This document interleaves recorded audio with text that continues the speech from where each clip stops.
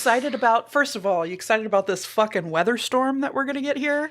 It's interesting kind of waiting on it because so it was looking really, really, really bad yesterday. And then they kind of walked it back a little bit today. But it went north higher a little. Right. Yeah. And I don't trust it because the big snowmageddon of 21 wasn't really supposed to be anything after we got a whole bunch of like crying wolf storms that were supposed to be bad and weren't. So like, I'm expecting it to be bad. We got an email from the internet provider we used yesterday that was like, so we're probably going to lose service. Just so you know. So listen, we know we're shit. You know we're shit. We're just going to beat the punch here and tell you we're going to fuck up. But it's cool. We've got, as long as we've got gas in the fireplace, which we do this time, I really don't give a shit. You got a full tank? We got a tank, like a gas. And so it's like, we won't have to leave the house this time because the house gets too cold. And aside from that, we'll run some water and fill up some containers, grill something outside if we got to cook, on the gas grill. It's whatever, I'm more just worried about ice bringing down tree limbs, that's which always is the biggest worry. But aside from that, whatever, man. I get worried about driving. I don't much like, listen, if I haven't said it before, I don't like driving in the rain. I don't like driving in inclement weather, much less things like storms and stuff. I worry for everybody because listen, nobody around here knows how to drive in ice, and so you guys up north, like I know that it's funny because, we get half inch of cold water basically, and everybody just starts dying in car wrecks. But that's it happens. A little bit of snow isn't too bad, but we're looking for us at least to get ice. Yeah. And ice is worse to me. Ice is what's so heavy on the trees. Ice is what makes the roads so shitty. Like, so it's just like, it's the ice that I hate. But no, I'm kind of looking forward to a couple days and not going nowhere. And tomorrow I expect to get my Monterey melt to pad me up and get ready for it. And then we're going to just be a part of the storm. I went, and I know you know, because I sent you pictures. Listen, if you're in an area with Whataburger and you're a Whataburger lover, the Monterey melt is back. It's back. I've been waiting, dude. Years. I embarrassed myself at the drive-thru because they have another new product. They have a couple, but they have one called Mexican hot chocolate flavored coffee or shake. And I was like, oh, hell yeah. It's Mexican hot chocolate, which is the superior chocolate of all time. Sure. But like, I got up to the thing and I was like, can I get the Mexican hot chocolate? And they were like, yeah, sure. And then they brought out a shake and I was like, oh, I just wanted the regular hot chocolate. And they were like, you mean the coffee? You can't just get regular hot chocolate. It's either in a coffee form or in a milkshake form. Uh-huh. That would have fooled me. I would have literally in 1,000 years never. Did you have the shake? I had the shake. Was it good? It was good. Of course it was good. It was fucking hot Mexican hot chocolate shake. But but she did look at me a little bit like I was the first person to make this mistake. I would have not known that because I've been looking forward to it. So no, I would have never guessed that in a million years. I am very excited. I'm going to be at the bookstore tomorrow and then I'm going to leave it and go straight to Whataburger and get 2 goddamn Monterey melts. Hell yeah. And it's all I've been thinking about. I am so excited about it. It was really good. It's what I remembered. They're also bringing back because it's the same filling, the chicken fajita taco, which is also another wonderful thing. And I'm super big time stoked. So I'm going to eat my balls off tomorrow and then let it ice. Yeah. Let it happen at that point. Be a polar bear. Or I guess polar bears are pretty active. And like, be a regular bear. Yeah, just a regular bear. Speaking of, dude, now we're talking about it. It reminds me. Let me tell you my dream very quickly. Sure. I had a dream that there was some kind of movie theater. It was like a, what do you call them? A drive-in movie theater. Except it was on this tall, mountainous kind of terrain. You've been watching too much Virgin River. There was different levels of the mountain that you could go to, and you'd have to pull up, and there would only be room for like your car and maybe another one. Okay. And then there was just a TV screen that hung down and played like TV episodes of stuff. And that was it. Okay. I went with my parents in this dream. And my mom was driving. She was driving my now passed away Nissan Murano that I think about all the time. R.I.P. Good car. Fuck that deer. Got fucked up by an animal. And I guess that's also what led this to happen in the dream. We're watching TV. We're in this, drive-in movie theater environment. And this bear, big brown bear, comes out and it starts like pulling on the TV screen and chomping on the TV screen. And my mom, people in your dreams just don't do the things that they should do. Like it's like you're combating, I guess, in your dream, your own lack of control. When you can't run or you can't punch or you can't do something. Oftentimes, which is a very me thing, I'll dream about people not doing the things I'm telling them to do. Okay. Yeah. And, but the bear comes over and I'm like, Mom, let's go, and she rolls the window down, or I guess it was already down. And the bear comes over and it puts his front little paws on through the window. It was very cute. And me and Dad's in the back seat. We're both like, we need to put the car in reverse. This is going to rip our face off. We need to get out of here. But Mom does it. And I think she even like pets its little paw. And then it starts to get, I forget what set it off, but it starts to get ornery. Okay. And it is very visibly upset. And it kind of extends its paw like towards, like, and the claws come out. I don't know if that's how they work. They're always out, but they're very scary. Okay. I don't know if they swing like a cat. But in my dream, they came out like an X-Men, Yeah, like Wolverine. And, and like started extending towards my mom. And me and Dad were both like, go, now, go, reverse.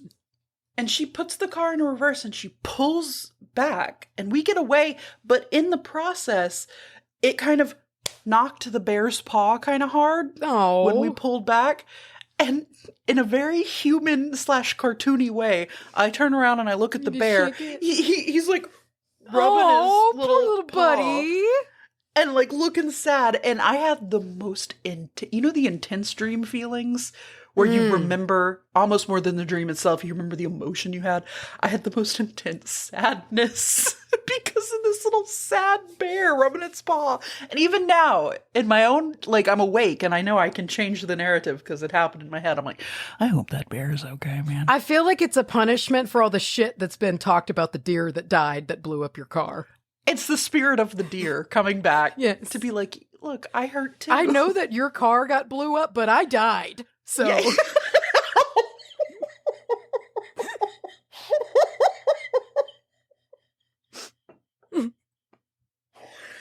Yeah. Yeah. Perhaps there's some. Perhaps. Okay, what are we talking about today? I don't know why. But I'm talking about peanuts. The first thing that came into my head was, Ethan's got that peanut allergy. I thought about Ethan, and while I don't go into deep detail because I'm no doctor and I don't know much, but I do talk a little bit about peanut allergy because I've always wondered, like, why is that one such a big fucking deal? And it's pretty interesting. It's kind of like multi-pronged problem. So we do kind of get into that a little bit, but just talking about peanuts, man. Do you ever have boiled peanuts? I love boiled peanut, wet and sloppy, man. You slurp it down. You suck that juice out of that peanut shell. Wet. I love a boiled peanut. Yeah, man. I'm sorry, my love for boiled peanuts kind of boiled over. We cannot help that we live in the southern United States. It is. We can't help that we like the sometimes kind of gross sounding food that we like. Nom nom nom. Yeah. So I was looking at who goes first today. It appears that it is me, I think, because we did fir trees and bringing the outside in. Then we did a spooky show. 45 years ago now. Then we did the Happy New Year episode, which also feels like a million years ago. Which, by the way, Macy's well again. I So am. that's good. I'm doing much, much, much better. I'm still like having to keep tea around when I talk a lot because my voice wants to vacate completely. But I did ohm today in class and finally it didn't break. This is like my first ohm in weeks that I've been able to do that wasn't like, It was like a solid tone. And I was like a teenage boy. Yeah. I was like, I'm well now. Okay. This is the harbinger of wellness. What are you talking about? Listen, today we're going to play a game. Okay. I wanted to play a game. And technically it's a game we've kind of played before. Great. But I shaped it out a little bit more. Okay? Wonderful. We're going to play Roll for Spell. That explains why you talked about the electric dice. I was like, why? Or when we were setting up, were you talking about the electric dice? Okay. Yes. Well, because this whole time I was like, oh, I have a whole dice bag at my desk. That'll be fine. And then, of course, I realized that I've cleaned up and rearranged my office. So I have no clue where my dice bag is. I'm sure somewhere that doesn't make sense. But when you set it down there, you're like, I'm putting this here because it makes the most sense. Every day of my life. Never remember it again. So yeah, we're doing electric dice today. We've technically played Roll for Spell once. I don't remember when, but the way we did it was sort of like picking random things and then we talked about their attributes. Was it a boner? Might have been. Okay. Today, what I'm going to do is I'm going to roll up. I have categories here for you. This is for you. This is Macy's Roll for Spell. Oh, okay. All right. Great. I'm going to have to make this text smaller because normally I keep my text at an alarming 20 points. It's okay. You got to be able to see. I got to be able to see. I don't have my glasses. But I'm doing quite a bit of scrolling. So I have a choice of 1 to 20 herbs. Wow. I have some different colors. I have some different weather conditions. I have some stuff going on that we'll choose from. And what I want to do is tell you, hey, here's your options that you rolled.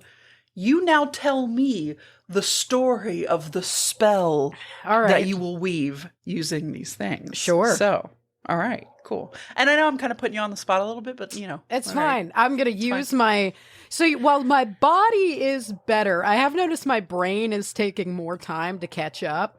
And I'm very excited to to use my brain with this and try to get it churning away. This is to help deepen some of those creases. My folds are loose right now. We're gonna tighten them up. They're slacked. We're tightening these folds up.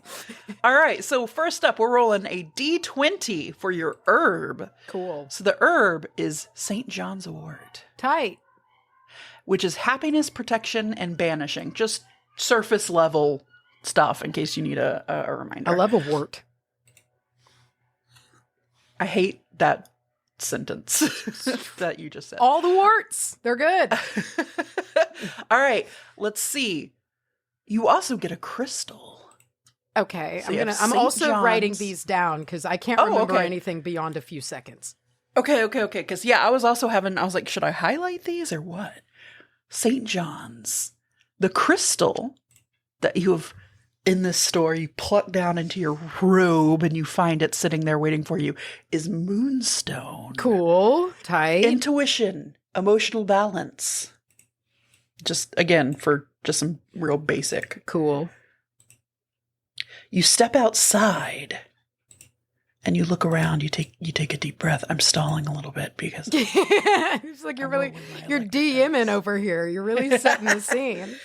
You step outside and the weather that you're working with today that you can draw from is a cloudy, overcast sky with little to no sunlight. Gross.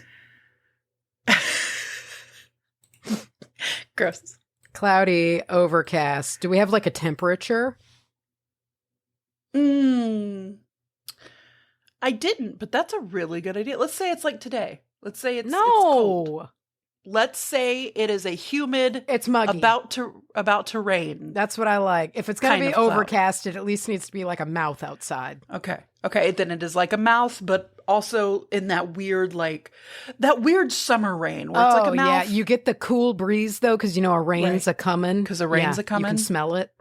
And it's smells delicious. That's and one you of my look down. favorite moments in time. That's the only time I accept the like a mouth weather, because I'm like, it means some good rock and roll. That mouth is about to open. Happen. Yeah. Yeah. And you look down at your body and you are wearing an all white ensemble. That's brave. Okay. I don't First even of all, own anything you would white. never. And not once. I'm an animal. But white is associated with clarity, peace, and healing. So you tell me, weave the story of the spell that you will cast, drawing from all of these elements. So I have an all-white fit on a cloudy, overcast, muggy, about to rain summer day. Yes. I've got a chunk of moonstone. Hell yeah, you do. Which is pretty cool. Yeah. And I've got a loose handful of St. John's wort. Yes. Is what I have. Absolutely. That's all you got. Can you remind me again, what was Moonstone? Emotional clarity or whatever? Moonstone is, let me tell you, I feel like it's moontide, so you're going to get intuition, like some emotional balance. Yeah, moon stuff. Okay. Emotional whatnots. Okay, I'm putting a little plan together here. This is starting, I feel like, to come together here. So one, I'm not going to waste the energy of an oncoming storm. Hell yeah. You got to use it. So, oncoming storm. And with that, you get, the good energy that comes with that. And we've got the St. John's wort for protection. The all white clothes, listen, I don't like it, but it's kind of tight in this vision right now. Like, if we're talking about like you're about to throw down with a ritual, and I'm imagining it's like, what do they call those shades? It's that silhouette that's kind of tight to the body, but it's got a huge cowl neck, and then like a trumpet flare down at the bottom. Sweet. It's a wizard fit. I'm picturing a flowy wizard fit, because if I'm already wearing something I'm never going to wear, which is a fully white outfit. Sure. I'm going to make it robed out. Fit. It's robed out. I'm Gandalf the White right now. Absolutely. Yeah, it is. Always somehow staying clean, even though he's riding across Rohan.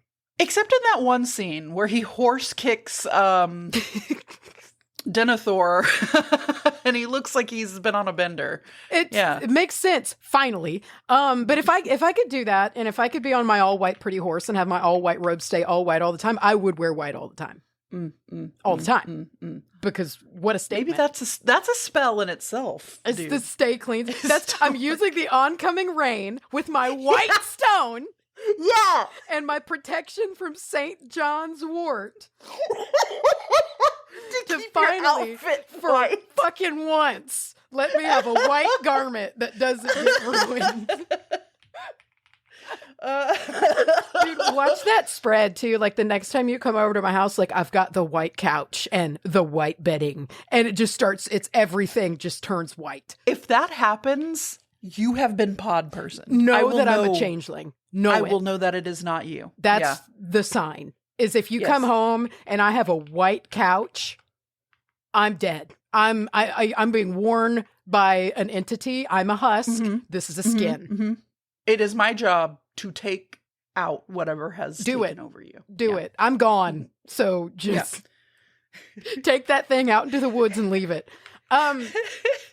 So I would say that this is, if I'm being serious. I was going to say we're not really going. If I'm with really tempted, actually, by that, like that's kind of in a pragmatic way. Honestly, I'm into it because I see people wearing white all the time, and I get so jealous. How do you do it? How do you do it? What? How? How do you do especially, it? And I don't want to be gross here, especially like the white pants. The world is dirty.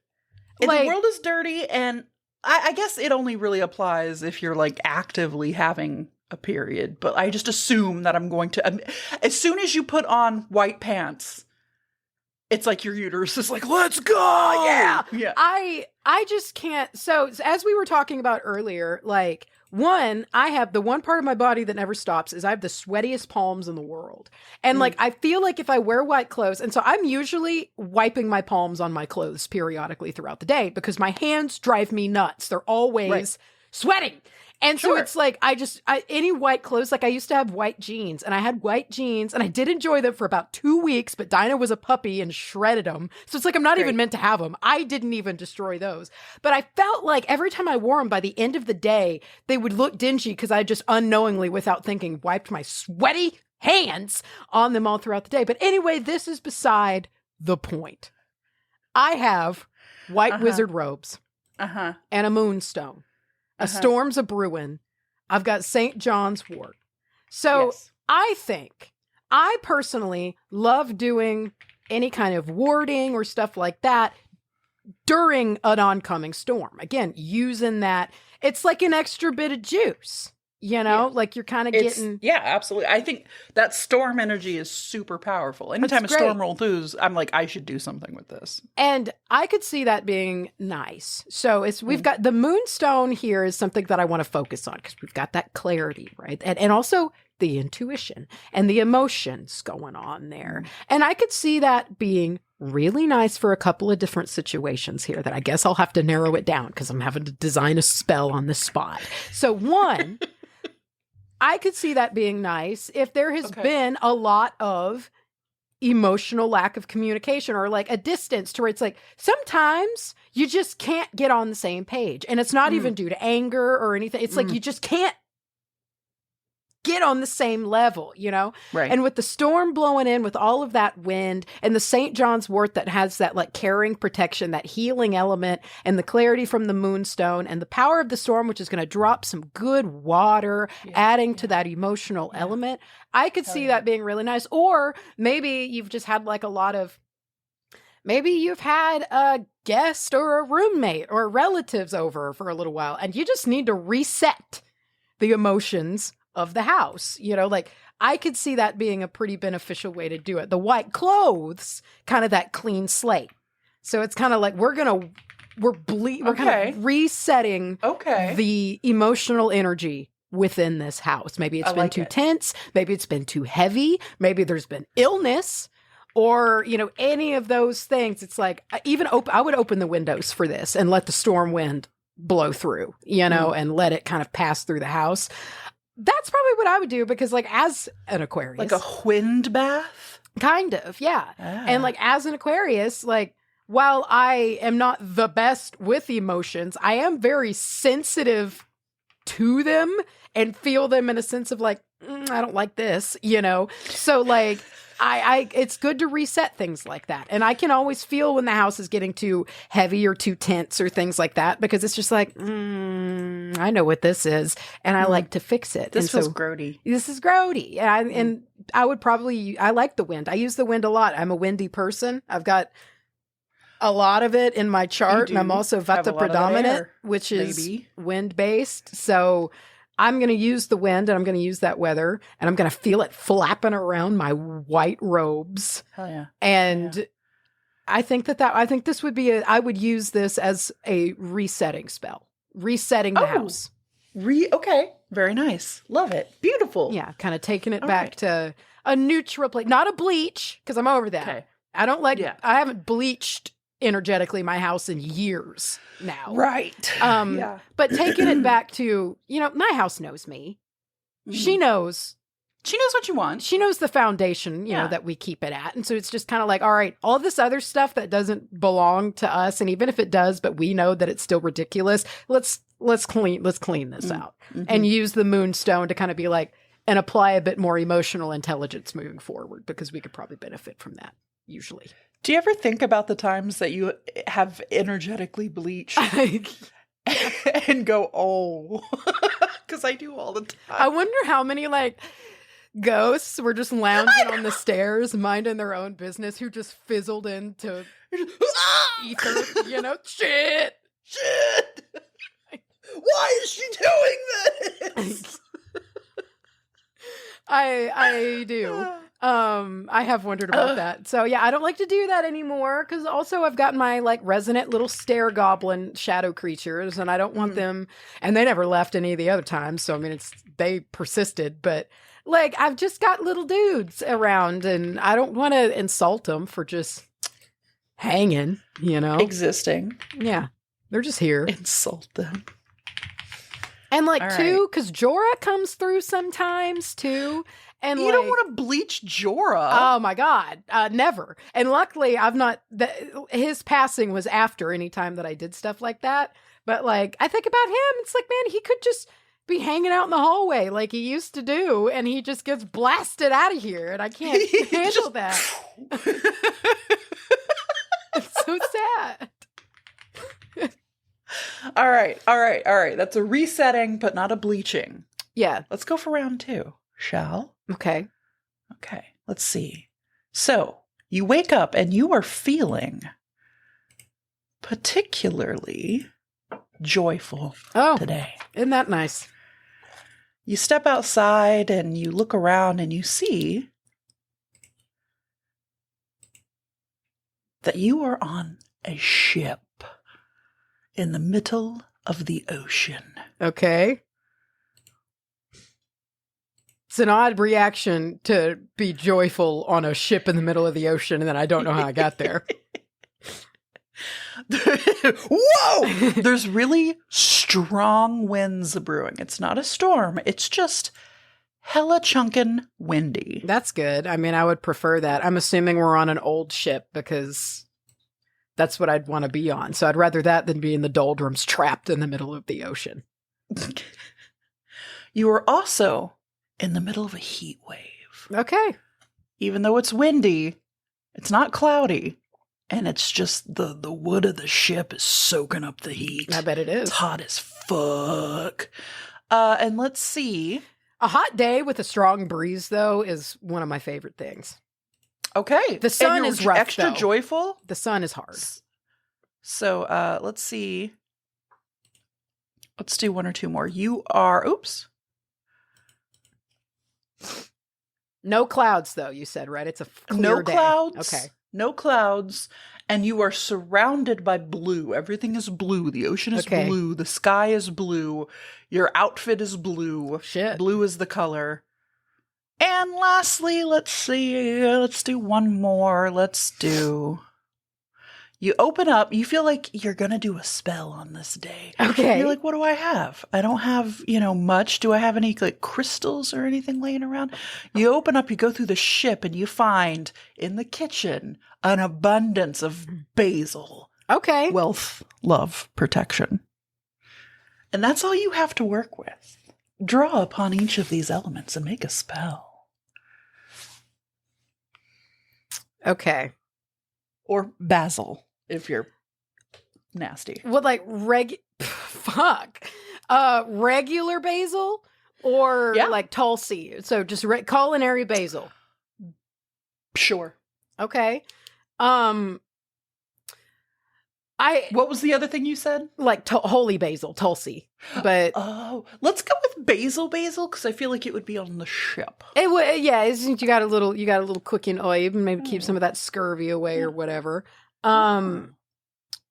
So no matter what, this is something I'm releasing into the ocean, into the wind, blowing it away into the ocean because you just got to. It's not going to hurt anything.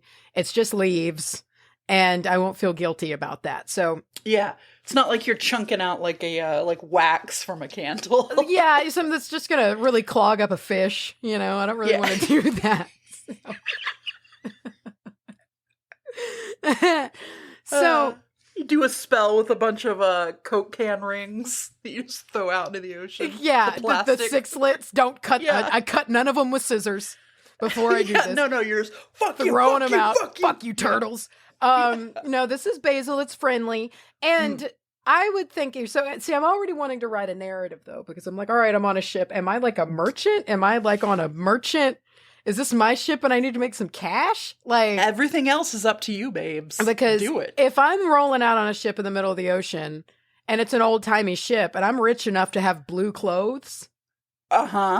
Like, I Now we're like cooking. I feel like I might be kind of merchant class here. Yeah. And yeah.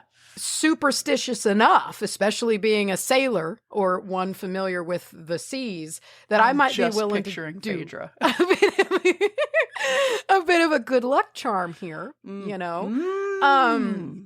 Especially the sun is shining, we've got good weather, winds in our sails. And you're the ship's witch. Great, which is funny because it's like already a lot of sailor lore is like not liking having ladies on the ship, and so it's like a ship witch. I feel like it's just gonna be like it's all pro witch ship. See, this is my ship. Fuck yeah, dude. This is my ship, and I got a cargo hold full of money waiting to be money is what I've got. I've got goods, and I'm ready to trade them for coin. Yeah. So like, I'm going to go down to the kitchen and I'm going to take some of this basil and I'm going to take it in my fingers and I'm going to kind of roll it back and forth and then I'm going to breathe it in. I'm going to breathe in this basil, take in the essence of it, nice and good, and then close my hands over it and give my incantation of wanting not only smooth sailing, because we could die out here for one. Very important to at least throw that in as like a caveat. Like, protection's in there with that basil, you know, like I don't want a rogue wave. You ever heard of a rogue wave? You ever heard of a one of those big sinkholes or whatever the big whirlpools? Not a sinkhole. Whirlpool. Thank you. Yeah, I don't want that 100-mile whirlpool to open up underneath me. I don't want. What do you do? You just gotta watch that go down and just be like, "Welp, I guess we're if going." You're in Pirates of the Caribbean, you get fucking married when it happens. But that made me so mad as a kid. I was just like, "This, put Calypso back on the screen. I hate this." I love her. Yeah, absolutely. I love her. And so, good weather. I don't want to die on the ocean. As much as I'm comfortable at sea, I'm not a sailor. I'm not comfortable with the watery deep as my grave. Yeah. There are horrors beneath you, for sure. Yes, and that's the other thing. Protection against the horrors beneath, because who knows, man? Do you know we don't know what's in the ocean. The fucking bloop gonna come get you. Could be a thing. Yeah. Or the sound waves from it could just blow the ship apart for all I know. Obliterate. Anything can happen. Anything can happen at any time. So I don't want that. So I got my protection going. I say not only that as a focus, as I've got my hands over the leaves, I've breathed them all in, but also for a prosperous journey. I want to arrive to this place and have a good deal. It is what it is, man. And I'm going to hover over my hands and I'm going to think about this real hard. And I'm going to be in the sun and let the sun warm my hands too. And I'm going to be in my cool blue clothes and the blue water and the blue sea. And then when I feel like it's ready, I'm going to open my hands and I'm going to just brush it off into the air and let it blow out into the ocean and hope that the ocean listens and doesn't smite me in a few days by hope crazy that weather. She's on your side on this day. Yeah. That's my spell. Interesting, because I forgot to bring it up, but blue, one of the major proponents, there's communication, intuition, calmness, and emotional balance. I feel like that calmness really worked in. The last thing I want to do at sea is worry about being at sea. You know? Mm-hmm. I'd rather not. Like, it's like the last thing I want to do when I'm on a plane is worry about being in the air. I would rather not. The last thing I want to do when I'm on a plane is remember that I'm on a plane. Dude, and I hate it when it happens. And I've gotten better about it. So sometimes I'll go like 30 minutes before I remember that under my feet is like 26,000 feet. And then it's just like, and then it's like, yeah. And then you snap awake. Yeah, it's like when you're reading a good book and you're in full visualization mode and then you remember you're reading and it snaps you out of the vision for a second. And suddenly like, they're just words on a page again. and you got to get back in there. Like, that's jarring. I hate it when that happens. But yeah, so that's my plan. Up. Oh, God. You're woken up. You get a new page. Bye. The crashing of a hailstorm. It's the middle of the night. In the dead of night. In the dead of night. You don't know why, but you wake up particularly anxious. I mean, I get it. I mean, this hits home because we get every spring now insane fucking hail. And so yeah, I believe this. I am anxious about this. What's it destroying? What in the garden is being ruined? What's about to come down upon me? The only thing you have for light, because there's no power. You're not because the power's out, but I'm assuming because you're in a cool cabin. Either is believable because if our power loves going out, so whatever. The only thing you have for light is a gold-colored candle. Okay. Gold, success, wealth, divine energy, strength. You hop out of bed and you decide that you're going to take a look around and maybe cast some sort of spell with all of this, energy that you're going to draw from. And you bring along with you your pet lion. Damn. That took a turn. Yeah.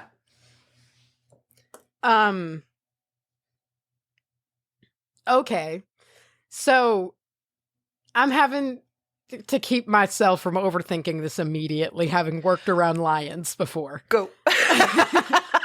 This is like a Disney lion. Okay. This lion isn't going to chew your face off. Right. It'll chew the face of someone if you I can sick my lion on someone else. But this isn't like a Siegfried Roy situation. Like this lion doesn't hold resentment for me for ruining its life. This lion is a familiar. Okay. Great. So golden lion, golden candle, golden light. I feel like all of those things all have a theme together. Interesting. Assuming it's a gold lion and not like a Kovu lion. Gold lion gonna tell you where the light is. Wow, I've not heard that in a while. Yeah. Gold candle. I'm making notes here. All right. And all the while, I guess I'm hearing the pelting of hail. Hail. Big time hail. Big hail. Okay. Big hail. Bang, bang, bang, bang, bang. It's such a specific sound. I've gotten real good at picking it out, too. Even if it's just like the little bitty hail, little pea-sized hail, I'm just like, oh, God damn it, it's hailing. Yeah. So, all right. It's the middle of the night. I'm already out of my element here because I do... It's the dead of night. I do magic at night literally never. Okay. Ever, never, ever. Really, seriously. So, first of all, I'm anxious. So I'm going to go find my lion and curl up next to it, assuming it's not going to rip my face off. And I can take security in knowing it's not going to eat my face off the moment I turn my back on it. It's just going to, it can swat my head off my shoulders. I just need to let's retcon this. It's a baby lion also. I want a big lion. It's a huge lion. I want a big lion that I know isn't going to eat me. And isn't going to resent me for taking it out of the wild. And you're still like, listen, if he's not going to fuck my shit up. Dude, it's one of the crazy, and granted these were tigers, but one of the craziest things I ever saw was two tigers just having it out with each other, like, dogs will do sometimes. Mm. And this tiger whipped back a hand and bitch slapped this other tiger in the face. Hell yeah. Dude. And it echoed. Yeah. It was so loud that it echoed like a crack of thunder. And all the other tiger did that got smacked in the face was just go, ugh. When in reality, a human head would fly for a mile. Yeah. That head detached. Gone. A million miles away. So I'm going to go wake up my badass lion because. Okay. What's his name? Samuel. Cute. Yeah. He's my Sam. Sam lion. Yeah. And so my lion, Sam, I'm going to go give him a little, hey, how's it going? I'm going to wake him up, and he's going to look at me and be like, oh, middle of the night, huh? I'll be like, yeah, it doesn't that suck? It's hailing. And you're anxious. Yeah, you're anxious about it. You don't like it. And so I'm just going to make the call that he's big enough that I can ride. Done. Absolutely. Because what are we even doing here? I got short legs. They're not going to drag. Yeah, baby. Yeah. Hell yeah. He's a strong lion. He's got a strong back. So I'm going to get on this lion and I'm going to be holding my candle holder. And we're going to walk down a long corridor because this is kind of a stone big building that's got a long corridor in it, right? Spooky. And all you hear, and it's not much because another thing about lions, they don't make a goddamn sound. So we're on his big feet. All we hear is the hail, right? Yeah. Or I guess it's bigger than that. It's bigger hail. And I want to go to the heart of this, but not get pelted to death. So in this fantasy building, we go to an observatory. Nice. He pads me down to an observatory, and I set my candle down, and I like to think, you know what I like to think? That this observatory's got a bunch of mirrors in it, so that candle kind of creates more light because the mirrors all kind of, you know, make it all illuminated. Yeah, setting the scene. Excellent. Here. And with this golden candle, as you mentioned, the divine energy or kind of strength and things like that, with my lion, which is also a symbol of strength, I am going to try to cast as much protection as I can on the lands outside, because nothing destroys harder than hail. It is amazing. It will just turn shit into confetti. Loves it. It loves it. There's a whole rune about it. People were terrified of it, like, because when hail happens, that's what Hagalaz is all about. Like, back in the day, you could just die if your crops got destroyed. And if a hailstorm hit your wheat, sorry about it. You needed to survive over the winter with crop that you put up. I guess you're gonna die then. Hope you got nice neighbors. Got destroyed. Yeah, you're freezing to death. So sorry. I want to go to this observatory that I guess has good strong glass. Hail-proof glass. Hail-proof glass. It's Why enchanted not? magic glass. It's magic glass. I've got a magic lion. I can have magic glass if I want to. And in the illumination of this space that I've created with my one candle then, and it's all around. So we've got more golden light. And with my golden lion, I'm going to take, and he's going to let me, I'm going to take one of his mane hairs. Hell yeah. And I'm going to wrap it around the candle as like a little bit of extra magical lion strength. And I'm going to do everything I can in this observatory, looking out at the hail that's pelting the glass in the dark still, and just think as hard as I can about the fields. Because if this is a castle, there's going to be fields. And and also too, you know what? I'm some sort of caster. I've got herb gardens probably out there. If I'm supposed to be making it here, whether healer or caster or witch or whatever, I gotta have my herbs, man. Absolutely. And so that's what I'm gonna do. Is I'm gonna do what I can to try to make it so that when the light comes in the morning, it's not a complete and total loss out there. That's my spell. Love it. Very visually delicious. Good. Yeah. Nice. Sweet. I don't want this to come off any type of way, but sometimes I feel really bad for people with aphantasia. No, I get it. Yeah. And if that's you out there and you're like, I don't want to be offensive in that. I just I just enjoyed that story, and I was like, ooh, we all got to picture that. And I was like, well, some people not everybody gets to picture it. Yeah. No, I understand that. Wow. All right. Is that all three? Did I pass? You passed. There's one more. Okay. Do you want to do one more? Sure. We don't have to, but I figure we could do. This is the mega one. Okay. This is the end. Okay. So the light has come, or I say the light has come. Let me actually see if the light has come. You wake up the next day, and okay, you wake up the next morning, and it more than you've ever seen, more than can ever be scientifically explained. There are rainbows. Oh, isn't that nice? Over the land. And it is sunny, clear skies, bright, rainbowy. Let's see. You are...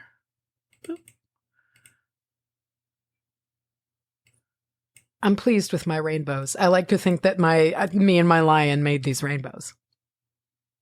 That's beautiful. You wake up and for some reason that I'm having trouble working into any kind of story, you are in a desert. Okay. You're in the desert now. You're in the desert now.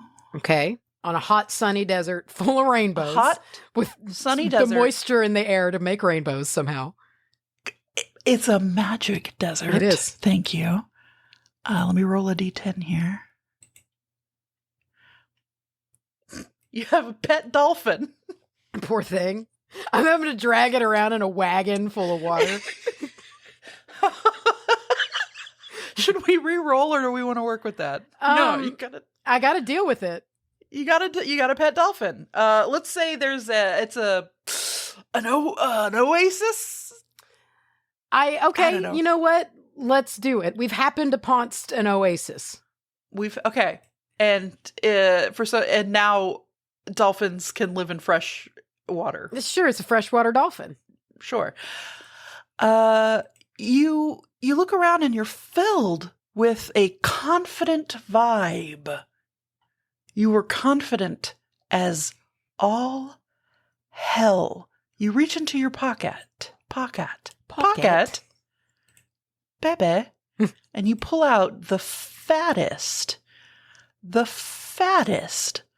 bundle of rose you've ever seen in your life. Cool. And attached to this big fat fucking bundle of rose is a black tourmaline. Okay, I'm seeing a use for this. Let's see. Black tourmaline, protection, grounding, banishing. Yeah. Rose is love, beauty, emotions. And let's go for all of these here. Let's just really overload you with information. You're also dressed in all yellow makeup, yellow lipstick, yellow eyelashes. You've got on a yellow wig. Cool. Okay. Yeah. Yellow everything. Uh-huh. I'm into that. I like yellow. Yeah. And that, let me see. Yeah. And that's what we're working with. All right. Immediately, especially when the tourmaline came through, I started getting an idea what to do here. Because the thing is, I'm going to assume I'm not going to stay here forever. Sure. You're traveling. I'm traveling. And that tourmaline is important here because tourmaline is going to help me travel. And I've got myself shackled to a dolphin. Yes.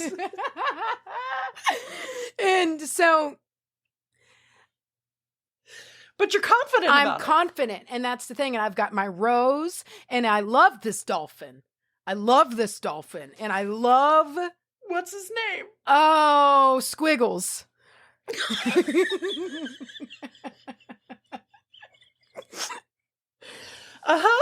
So me and Squiggles have got to get out of this desert. It's beautiful. But the problem is, you know what the problem is that the rainbows are only existing in the sky because it's the water evaporating from this oasis. And Squiggles is on borrowed time. You got to move. We got to move. And so the way that I think is I'm going to have to draw on the power of this desert to try to get it to turn some of this sand into a glass tank with wheels. Yeah, dude. Hell yeah, dude. And so the rose is going to help amplify my message and also convey the love of Squiggles. I love Squiggles. I can't leave him. Squiggles. I cannot leave him in the desert oasis because the rainbows are going to keep rainbowing and sucking all the water out of Squiggles' body.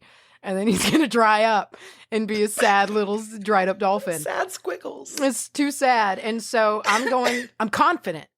And I'm going to petition the spirit of the desert. Yes. And I'm going to sprinkle some rose petals and also light up this bundle. And I'm going to clutch the tourmaline in the other hand. And I'm going to dig my toes into the sand and connect myself to the desert. And I'm going to ask it, listen, you know this dolphin doesn't belong here. You know that I don't belong here. Look at me. I'm in a yellow wig. I got yellow falsies on. I'm dressed for a rave. I don't need to be here. We appreciate you. Your rainbows, beautiful. Impressed, gotta say. But we gotta get out of here. And you know, you've got desert, a lot of sand. And I ask thee, spirit of the desert, coming to you in the wise color of yellow. And in this wisdom, I know we are just travelers here. We don't belong here. We can't stay here. We're going to die if we stay here. This dolphin's an innocent.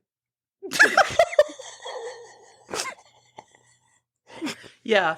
Okay. He's the spirit of the desert. It's eating this up. I like to think it is, because it's like two. The spirit of the desert has not seen the novelty of a dolphin.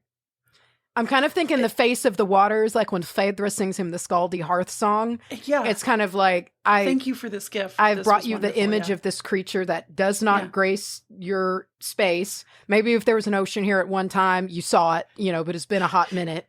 So I imagine him like tiptoeing back and forth, like, he's like the Zelda guy, Yeah. Like, yeah, immediately. And I'm gonna ask, can you lend some sand and an abundance of heat and shape a vessel? It's got plenty of those. And may we take some of the water from the oasis, but not all, so much. We don't want to take enough to jeopardize the rainbows. And can we also, if I'm being ASCII desert, spirit of the desert, instead of putting wheels on it, can it be like treads? Because we got a lot of sand we got to go over, and Squiggles is going to be heavy in this tank. And if we are on wheels, we're not going to make it. He says, I'll do you one better. And I just rolled a D10 here. He says, I'll do you one better. And he whips you up a big tank, or at least he tells you his plan to, in the shape of a mobile kangaroo that will walk as behind opposed to what kind of kangaroo? I mean, not just like a glass tank shaped like a kangaroo. Right. I mean, it can walk. Okay. The jumping seems like a lot with the water. Kangaroo. Whatever. Okay. It walks. Listen, it's what I rolled. Okay? I say that it's sealed up. So okay. Squiggles is inside of it. So when this weird glass kangaroo hops, Squiggles isn't losing its water by sloshing out. It's like a honey bear. Great. It's full of the liquid. Delicious. Love that. Yeah. And I'm hopping on it too, because if the spirit of the desert crafted a glass kangaroo good plan to hop us out of here, I feel like it's big enough to support us both. Absolutely. And I've got that tourmaline as my protection, my traveling stone here, but I am leaving the rose because the desert, I feel like it will appreciate that. The nice rose that I didn't burn. And I'm going to be like, thank you. We're probably never coming back here. And with that, you bounce off into the silver colored fog. Okay, good. That means we've gotten to moisture again. That means soon enough we're going to get to water so I can dump Squiggles out somewhere and let him swim. Because after a while, that water is going to get stagnant like a fish tank. Oh, yeah. And as, listen, here's the thing. As you're bouncing away, it's starting to get stagnant. And the water he's going to get out of it soon, so he'll be safe. But it is starting to take a suspicious pink hue. See, that sounds like bacteria. That sounds like whatever that bacteria is that turns things your pink. Shower. Yeah, that's dangerous. You don't want that. It can also turn your sourdough starter pink. Lots of things. You don't want it. If shit turns pink, give it the side eye. Probably not great. So good. I like to think we get there in the nick of time, because the desert wouldn't go through all of this trouble and be happy about seeing a dolphin just to be like, I'm going to make sure it's a day short of water and you're both going to die. And now I'm going to kill it. Yeah. No, he's a good spirit of the desert. We make it to the river. Yeah. Squiggles gets in the river. And like a good familiar, more freshwater. It's a freshwater dolphin. Okay, and like a good familiar, it stays pace. I walk the riverbed. Squiggles swims with me, and we go to our next. Whatever reason I need to be wearing all yellow is where we're going. A freshwater dance party. Great. After the desert, I've got a story to tell. I'm going to be a hit. You're going to show up with like a pack of Doritos and a great story. I'm still, assuming I empty out that glass kangaroo, I'm taking that kangaroo with me as evidence. Yeah. How long does that magic last? I wonder. Like, y'all are not going to believe this. Is this like a forever shit. gift or? I probably not, but how cool would it be to get to keep it even when it loses its animation? You like put it in your house and like fill it full of nerds or something, or like it's like a giant candy dish and you can just, it's clear. So it looks cool, you know, but I don't want to put something dumb in it like Orbeez. I want to put something useful in it that I could just get a scoop full of nerds whenever I feel like it. I typed up real quick 1 to 4. It either shatters upon the release of the dolphin, which you get to keep it and it walks forever, or it becomes a statue, or the last one was it becomes filled with nerds and you get to keep it. And that's what I rolled. Hell yeah! I knew it! It's your nerds container. It's my nerds kangaroo. You show up at the fucking, I assume it's like a rainbow color wave that you're going to because you're all yelling out. You show up with a kangaroo filled with full of nerds? Nerds? You kidding me? I am your best friend if you come up with a glass kangaroo full of nerds. The ball. Oh my God. Yeah. Okay. Yeah. I feel great about this. Good. That was fun. That was roll for spell. Roll for spell. Play it with your friends. Yeah. That's awesome. All right. Well, before I get going, I'm going to go pee real quick. Okay. So vamp. I'll vamp. All right. Here's what I'm going to do, guys. This is how I vamp while Macy is gone. I'm going to roll for you guys to play at home your own version of this. And I'm going to give your parameters, okay? The herb that you have to work with is clove. Protection, banishing, attracting wealth. The color that you are decked out in head to toe, or if you have a candle, that's the color the candle is silver, which is emotional reflection, moon magic, intuition. You have a crystal as well, and it is moonstone. All right. The weather outside is snowstorm, or, well, not snowstorm, it's a snowfall. It is snowy, the energy of snowfall. The mood that you have to work with for the day, you wake up feeling, oh, okay, cool, very calm, neat. Let's see if there's a particular location that you're at. There is. You are in a forest, a snow-covered forest. And lastly, the animal familiar that you have is, a penguin. So, with all of that information, rewind and listen to it again if you need to. With all of that information, post over on Facebook what you would do. I rolled a spell for everybody listening. Oh, fun. That's a good idea. Yeah. All right. Tell me. I'm going to talk to you for a while about peanuts. Peanut. All right. The peanut. AKA ground nut. And I cannot continue that because also AKA goober. Yeah, I know goober. I know that one. I knew like the goober candies that are chocolate covered peanuts, but like goober. I think it was my mom that told me that she learned from like her grandparents or something that they were called goobers. Also goober peas.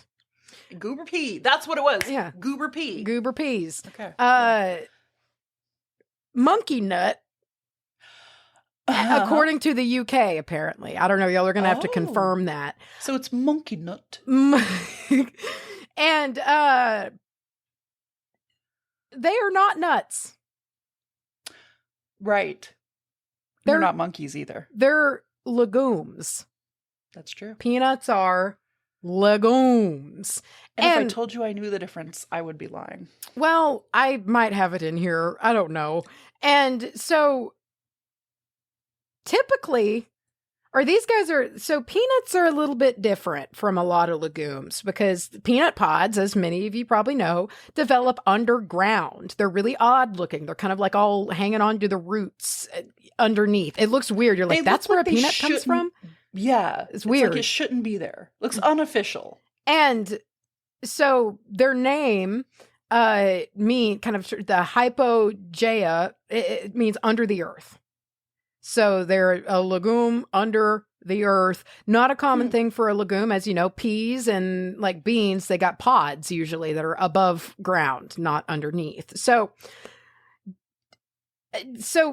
they do not meet the botanical definition of a nut, which is a fruit whose ovary wall becomes hard at maturity. First of all. But also, yeah, I guess that makes sense. It doesn't... most nuts become things, right? Well, I don't know. This confused me because I was like... So you got like a pecan... But a pecan and like they've got that outer layer over them, you know, and like so I was like, is that what's missing? Is that you've got the shell and then you've got the gunk that's got all like the tannins and shit in it that wraps around it, and this isn't that. I don't know. It's very confusing to me. I didn't linger on it. Okay, I trust it. So. Whatever they say, I'm trusting. For culinary purposes, though, generally they're called nuts. And common English, peanuts are nuts. And this sentence just kind of cracked me up a little bit. So the shell of a peanut, the fibery shell, the outer part, primarily consists of a mesocarp with several large veins traversing its length. So I hate that. I know. And I know exactly what it means. Oh, I know what it means. They could have worded it 1,000 different ways. That's what I'm saying. All these science nerds that write these papers, they're giggling to themselves all the way home. And I understand. Dude. You got to get it in where you can. Me? You tell me I have to write a super serious paper about a peanut and I'm not going to talk about the veiny link? Come on. You kidding? I'm already having to write the word nut 1,000,000 times. So like I can only handle so much maturity. So 3 primary components, like the 3, if we're talking the recognizable things of a peanut, we have the shell, the outer covering, of course, with all the veins traversing its length. And we have the cotyledons, probably not pronounced right. And it's the main edible part. It's the actual nut. And then we have the seed coat, which is that brown papery stuff that's kind of like around the peanut, which I really like. About that. Okay.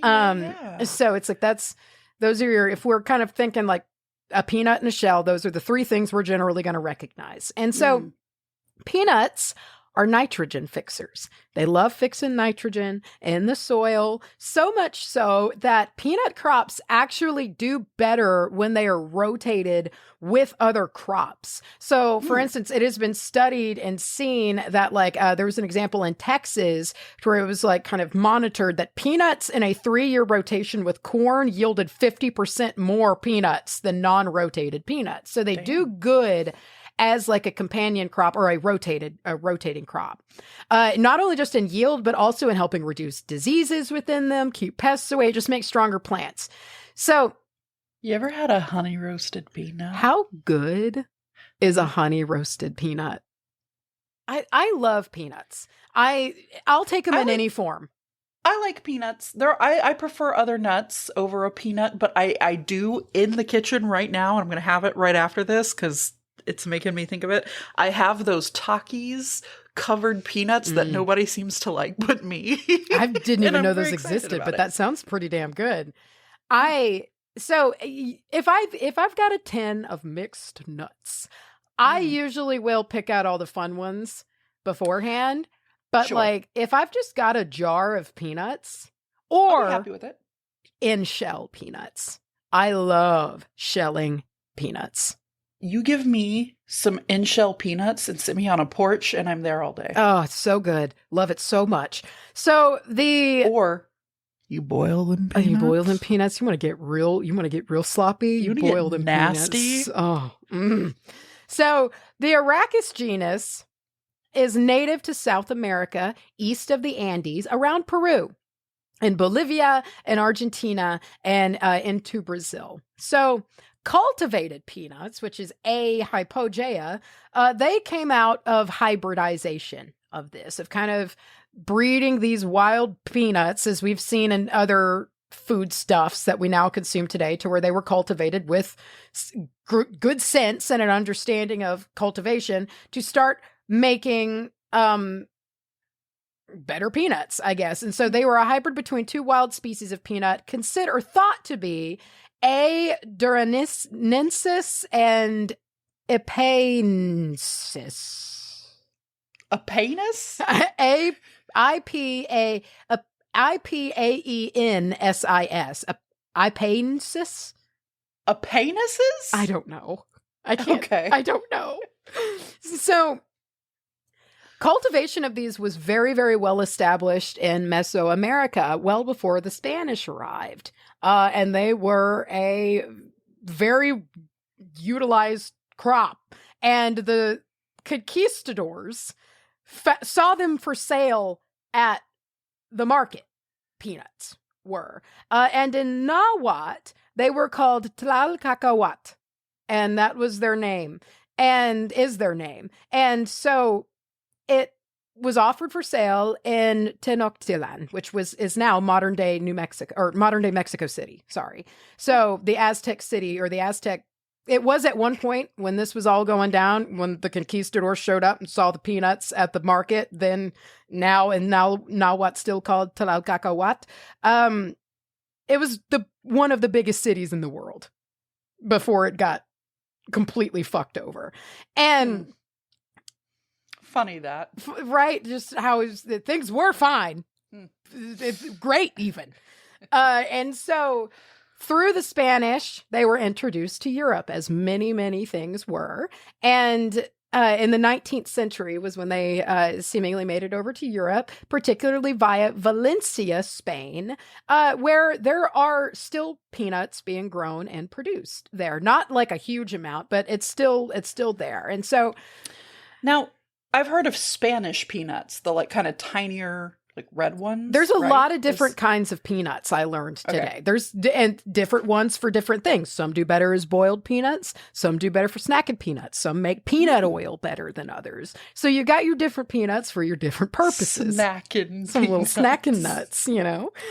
And trading then spread the peanut all around the world. And cultivation is now widespread in many, many, many different places in the world. They like seemingly tropical and subtropical regions. But they seem to also be able to like handle a decent variation in climate, including a bit of an arid climate as well. They can handle kind of a drier climate.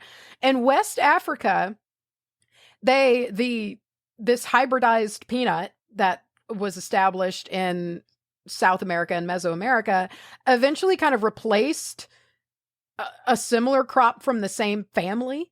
And it was the original one was the Bambara ground nut, also kind of a ground producing nut kind of thing. However, the peanuts really did well and kind of replaced that. And in Asia, it became an agricultural staple. And now to this day, still Asia's like that region of the world, and China specifically, are the biggest producers of peanuts still to this day. And starting in 1870, they were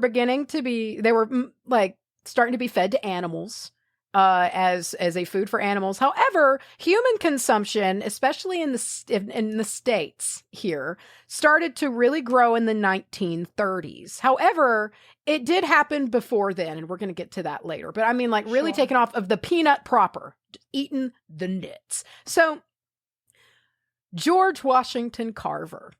A name that many of us have heard, championed the peanut as something that could have many different purposes, as you probably learned in school, all of the different applications of the peanut. Thank you for the peanut butter. And no, actually. What? Surprise and irony, no. Actually not one of the things that George Washington we sure about that? Yes. Oh, believe me, we've got another dude that we're also familiar with who had his hands in peanut butter. So, George Washington Carver really focused on the peanut as an agricultural extension in the American South, where after decades and decades and decades and decades of cotton growing, the soils were depleted and not doing that well. And George Washington Carver understood that these plants could seemingly not only do well, but also help the soil regenerate itself. So we need to grow things. Here's why. Look at all the shit we can do. Let's do this, right? And that's a very, very, very, very simplified summary of that. But however, he did invent many different peanut-based products, even including cosmetics, paints, nitroglycerin, apparently. So the U.S. Department of Agriculture started to encourage the consumption and production of peanuts in the late 19th and early 20th century because we're getting into kind of World War I at that time. And at the same time, peanut butter was starting to really get played with here. It was developed in the 1890s in the U.S. and became super well known after making an appearance at the St. Louis World's Fair in 1904. Wow. But it seems two main U.S. dudes that are kind of credited with the invention or promotion or patenting of peanut butter in kind of different capacities here. So one is a businessman in St. Louis named George Bale, who produced and sold peanut butter in the form of a snack food by 1894. So by 1917, Americans were utilizing peanut products during periods of rationing, especially meat rationing. There was meatless Mondays, and peanut butter was a good option for that. And the other cat responsible is John Harvey Kellogg. Oh. Oh. Okay. So known for known for many things, but known mainly for his line of prepared breakfast cereals that would hopefully be bland enough so you wouldn't masturbate. And John Harvey Kellogg was an advocate for using plant foods as a healthier dietary choice than meat. And he was issued a patent for this, and the production of using peanuts on May 21st, 1898 is the date of the patent, using peanuts as like a peanut butter type thing here, except initially, also because I think he just liked bland shit so people wouldn't touch themselves, he boiled the peanuts rather than roasting them first, which isn't supposed to taste as good. It's supposed to taste worse. And boiled peanuts is a thing, but just boiling them before mashing them? Yeah, not as cool. Feels gross. And his main goal, again, besides people touching themselves, was having something that elderly or ill people could eat that's high in protein that they didn't need to chew.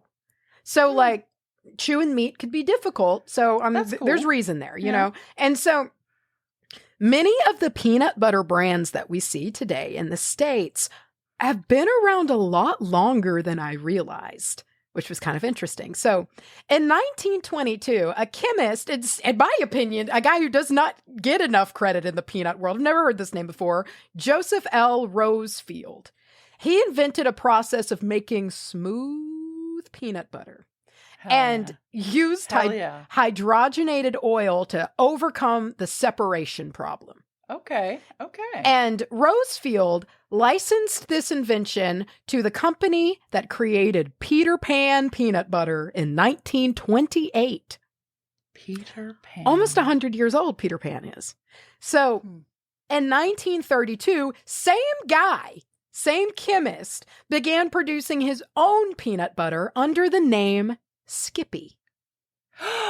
There it is. And Skippy and Peter Pan are siblings? They're just a few years apart.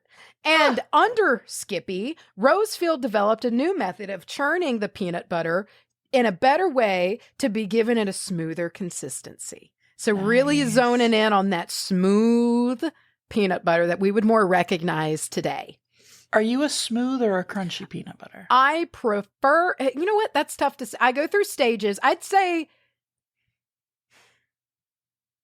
65 to 70% of the time I like smooth or creamy peanut butter, but sometimes I really like crunchy peanut butter. I'm not like an absolutist in this regard. I go back and forth. Because I love the texture of crunchy peanut butter. Okay. I'm also someone who will eat like a spoonful of peanut butter, and there is a good bit of extra as like a snack, and it's a good bit of extra substance when you got that crunchy peanut butter. Okay.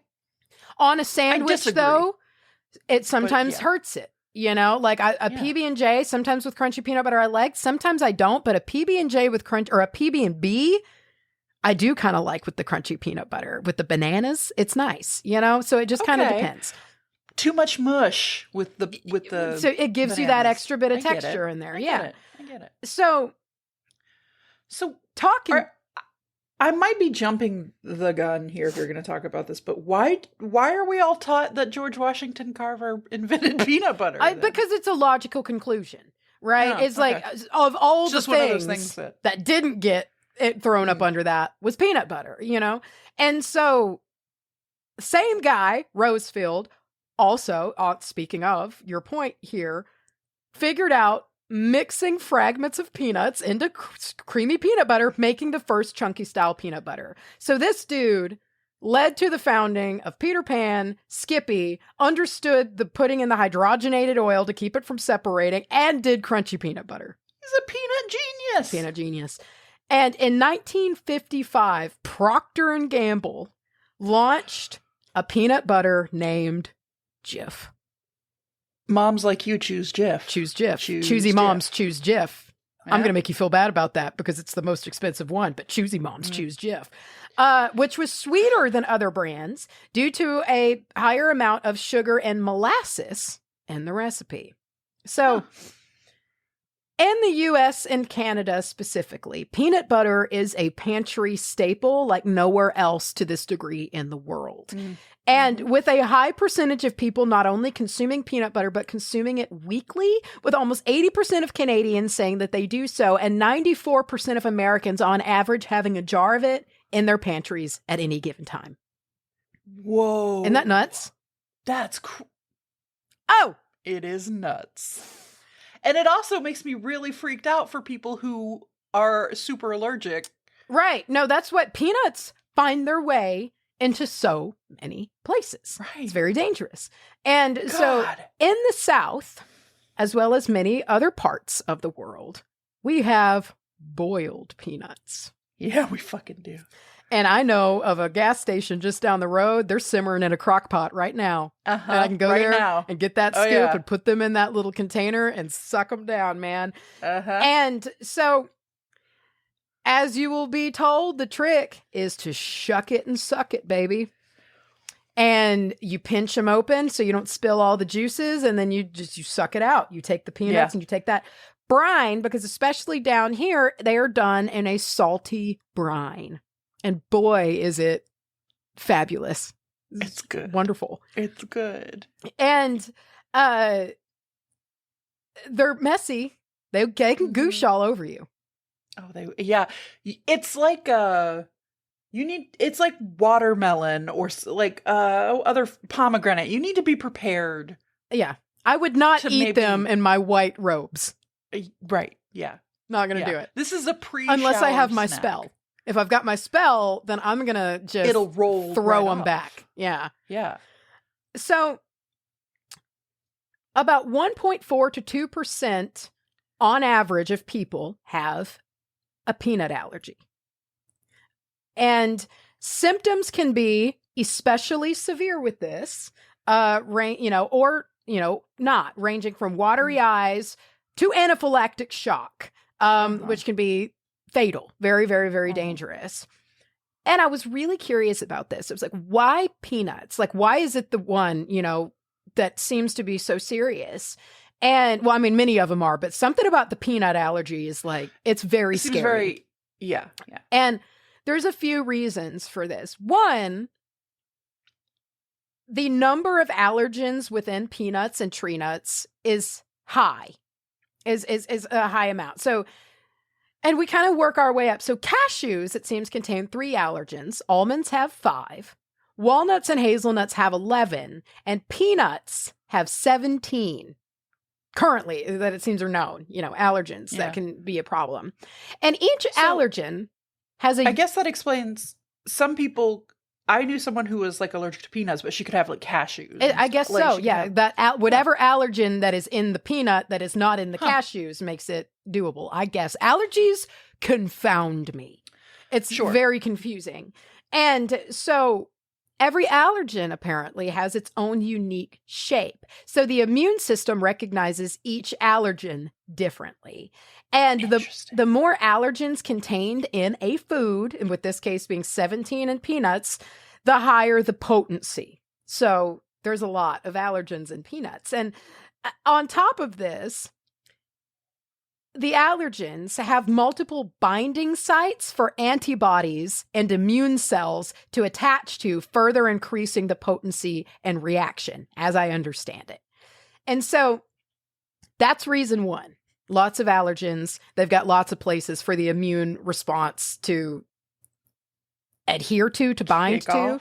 Yeah. And another reason is that, well, for many different foods, roasting or the manufacturing, the processing of it reduces allergens. It seems roasting peanuts actually increases some of the allergens in peanuts, making them more potent. So along with this, allergens in peanuts have the ability to survive the gut, meaning eventually they can reach the small intestine, which gives them full access past contact to the immune system. And once across into the immune system, which this really confused me. I didn't put it in here because it felt dumb, but now I feel like I need to kind of say it, which now that I don't have the notes, I'm going to feel even more dumb. But it seems like the allergens, when they pass through the gut and make it to the small intestine, have an ability to like trick their way through almost somehow. It's very weird. It confused me, but they can gain access to the immune system in which an allergic response is triggered. And so that's kind of a 3-prong problem of why peanuts can be such an issue. They survive the manufacturing process. They have a lot of allergens, and they can make their way to the small intestine where they can really establish an immune response. So that said, for the not allergic, peanuts, peanut butters, and peanut-infused foods, such as nutrition bars, are a staple in organizations focused on fighting malnutrition and for famine relief or in undeveloped countries. They're useful for that, places with a non-secure food supply, because they are a nutrient-rich, high-fat, high-calorie food that you can get a lot out of and not a high quantity. Because that's the thing. Serving size, 2 tablespoons of peanut butter is like 200 calories. And that's not that big of a size at all. It's super dense. So there's just some peanut factoids for you there. Let's get to the metaphysical here. All right. So peanuts are associated with prosperity. They're literally a buried treasure. And especially if you can recall or think about what wealth truly means, especially back in the day, when places where food wasn't secure. So this is life-giving nutrition for most, buried in the ground, waiting to be dried, roasted, eaten. Delicious. You ever dug up peanuts? I've never dug peanuts. Really? Have you dug peanuts? Mm-hmm. I'm jealous. It looks so interesting to do. Yeah. Where? It's a what? Where'd you do it? Down at Granny's. Oh, nice. I would do it. Yeah, I would do it with Mom, and that's the memory I have of her telling me about the goober peas.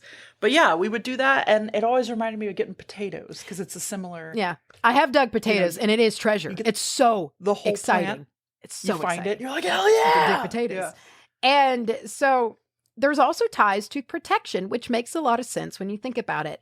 The shell of a peanut is very interesting. It's very strong. And beyond it, there's also the seed cover, the little red papery lining. So it's got a double layer of protection for the little peanut inside. And beyond those layers of protection, again, they are under the ground. So it's kind of like a fortress. So not only is it got the 2 layers, it's buried. So it's just got layer upon layer upon layer. It's kind of like when you do like self-warding exercises and you think about the layer of crystal and the layer of adamant and the layer of fire or whatever. Now I'm wrapped in fire. Yeah, you kind of cocoon yourself. That's kind of what's going on here.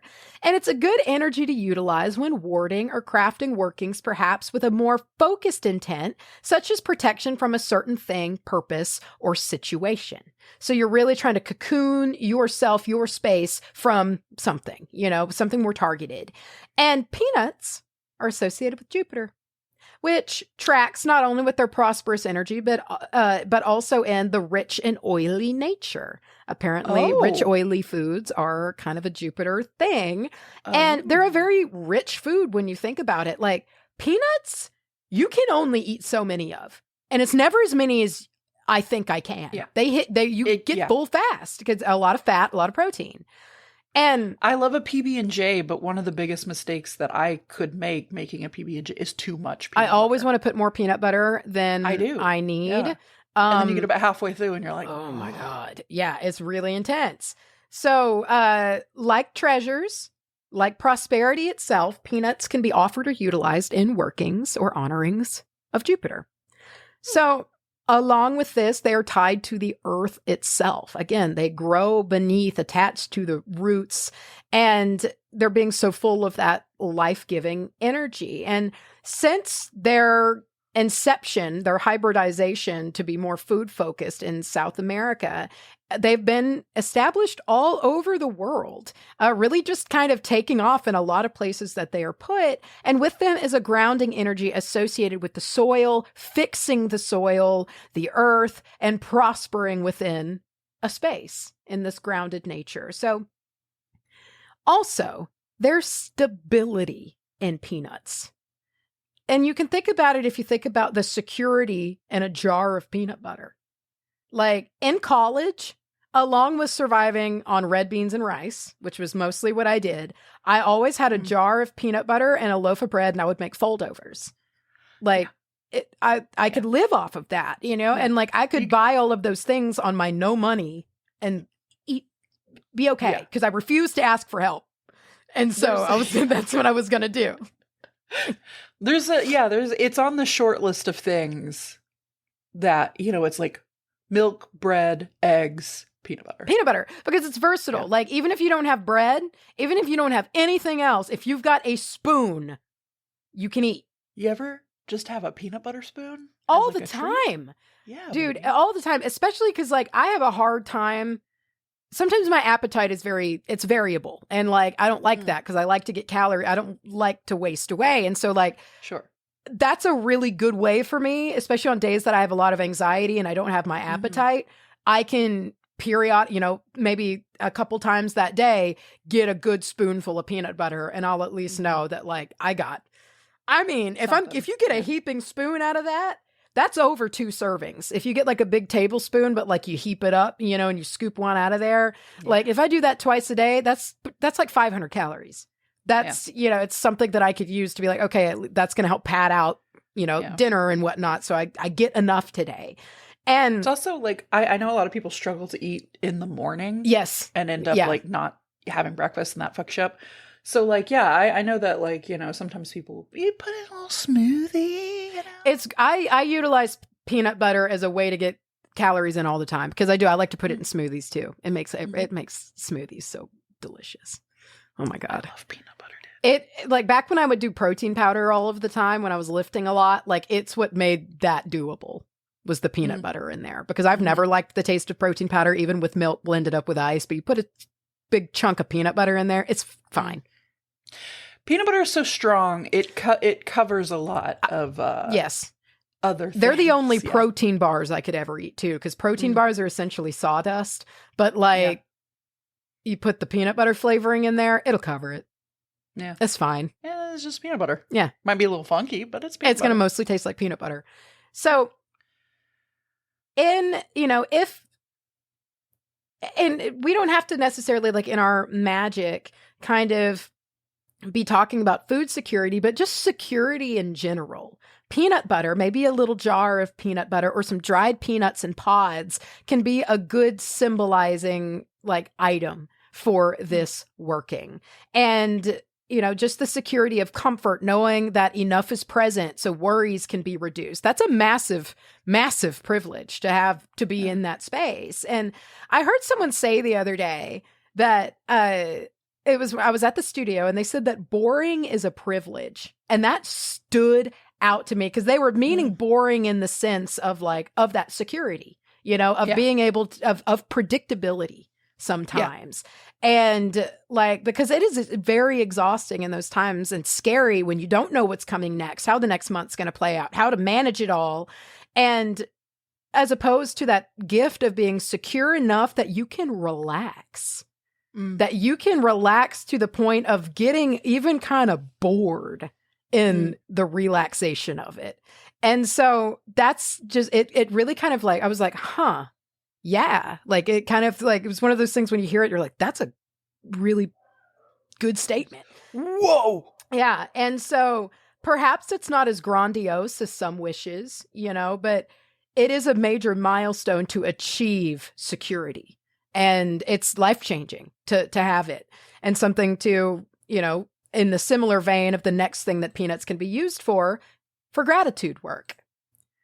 Because again, to have a jar of peanut butter is to have nutrition. Is it luxurious? No, but it's there and it's got value in it. And it's a reminder for many that jar of peanut butter could make multiple much needed meals that otherwise might not occur for some.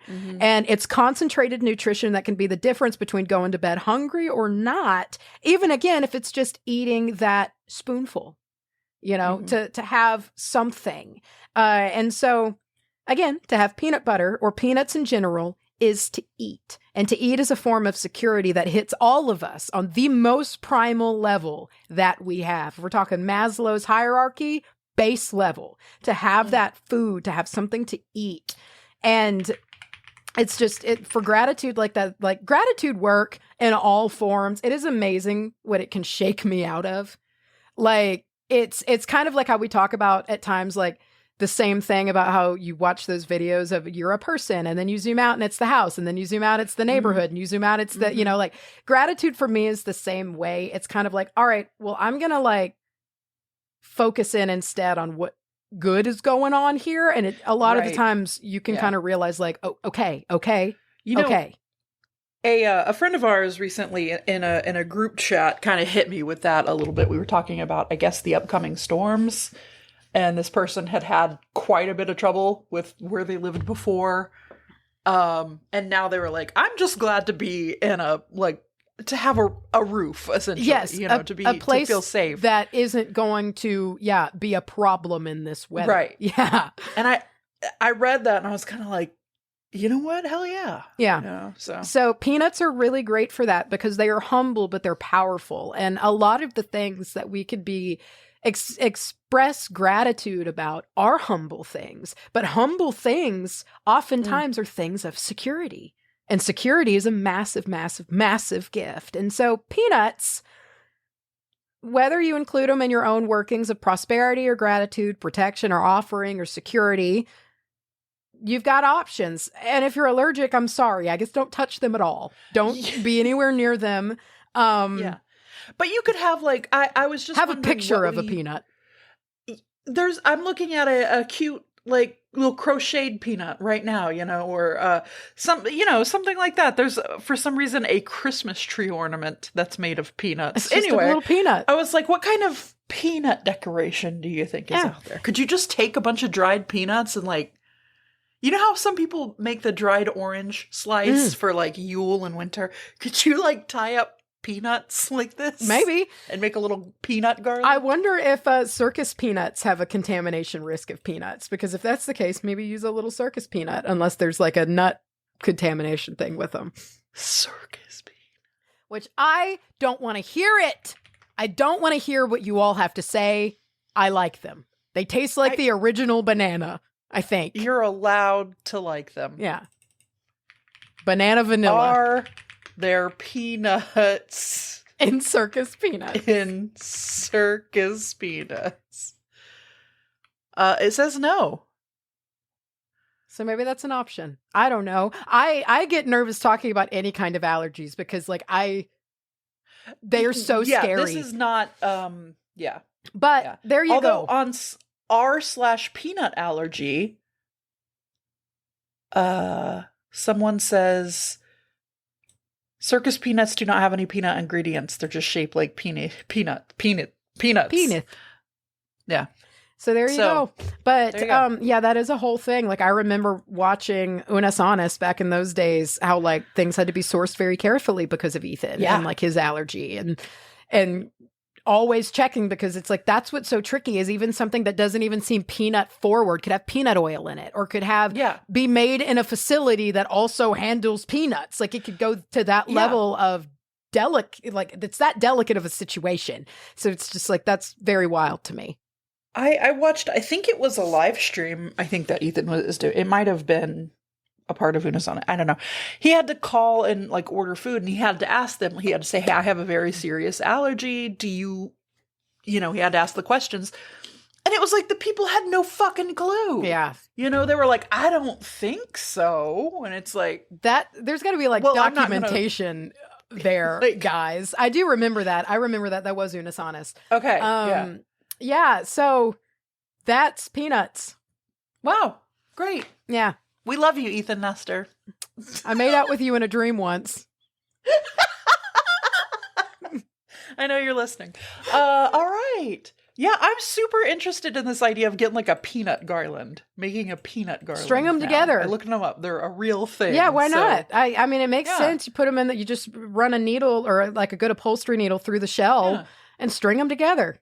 String them together. And it'll rattle. Post about your peanut crafts over on our Facebook. You ever make peanut crafts?